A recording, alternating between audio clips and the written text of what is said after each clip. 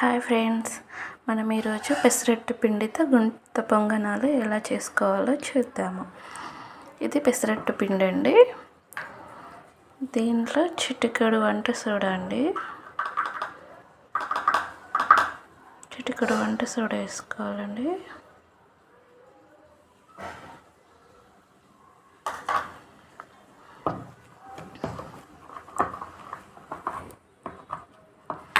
రుచికి సరిపడినంత సాల్ట్ వేసుకోవాలండి.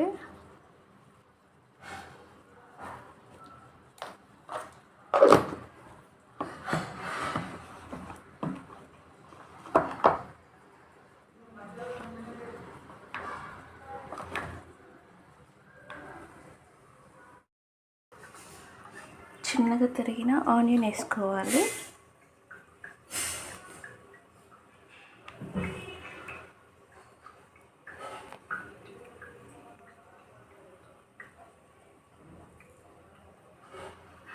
కొంచెం ఆనియన్ ఇష్టం లేని వాళ్ళు అవసరం లేదండి, వేసుకోవడం స్కిప్ చేయవచ్చు.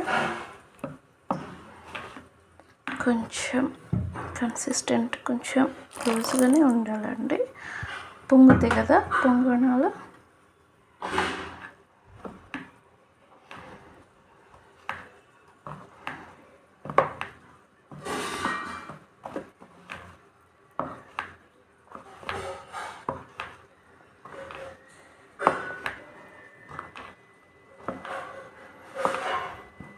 పొయ్యి మీద ప్యాన్ పెట్టుకున్నామండి, ఆయిల్ వేసుకోవాలి.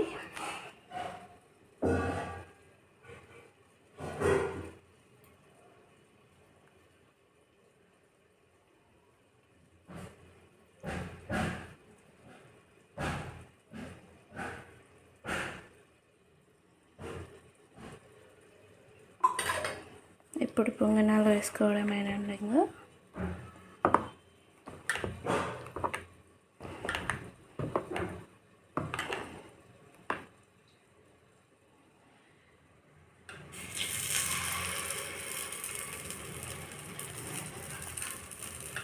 ఇలా కొంచెం కొంచెంగా వేసుకోవాలండి.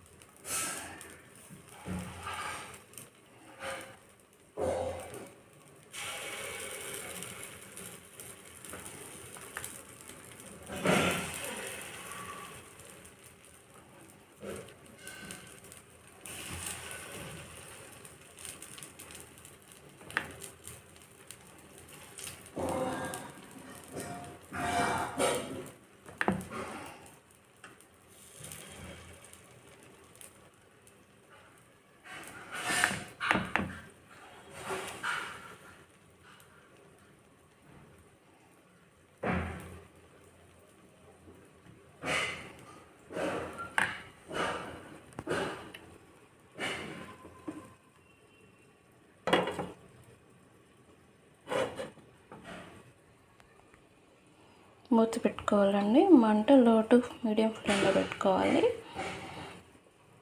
5 minutes అయ్యాక తిప్పి చూడాలండి. చూడండి, కాసేపు అయ్యాక చూసి ఇలా వేసుకోవాలండి.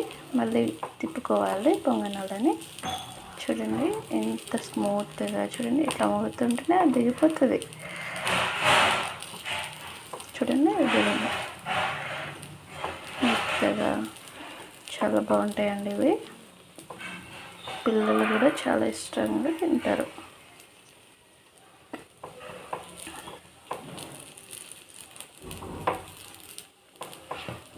ఇలా తిప్పేసుకున్నాక మళ్ళీ కాసేపు మూత పెట్టాలండి, 5 minutes.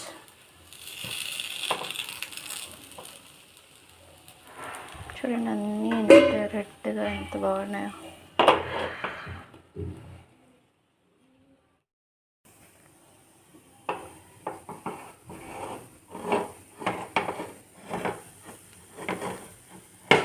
వీటిని తీసేసుకుందామండి.